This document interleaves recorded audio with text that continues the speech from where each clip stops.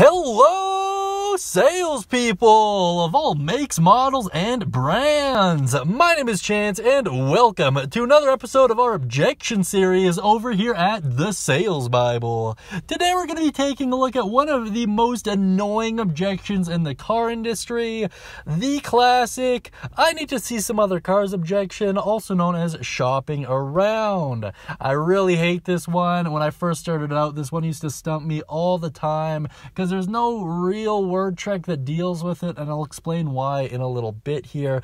But without further ado, let's actually look at understanding this objection. So the main reason people say this objection is because they're worried about making a bad decision.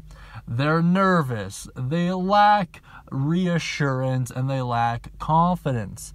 This is a pretty blanket statement. The reason why a lot of word tricks don't really work on this is because it's used as a blanket statement that covers up the real objection. The problem is whether or not the customer is consciously aware of it.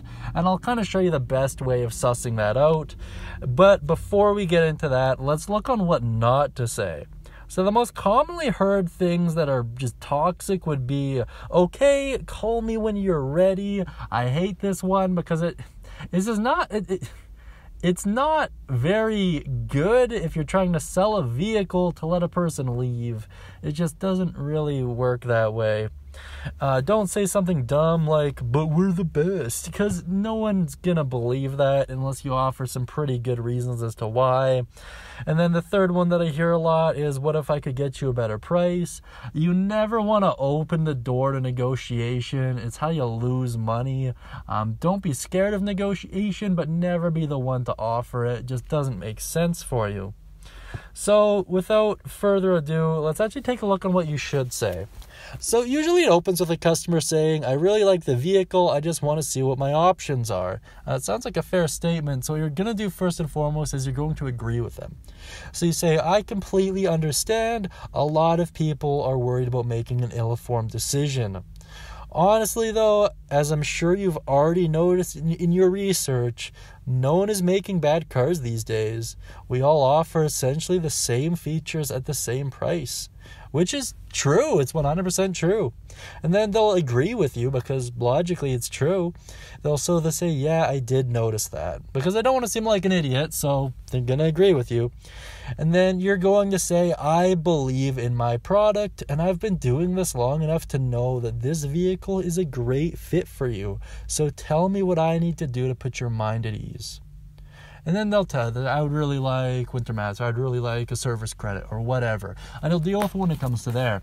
Now, I know earlier I said not to open the door to negotiation. This doesn't do that. This is asking for the business in the most plainest way. And it might not even be a numbers thing. This is how you suss out the real objection. There are a lot of people out there who really don't 100% care about the price of the vehicle. It doesn't matter how low you go. If it's a vehicle they don't like, they're not going to take it.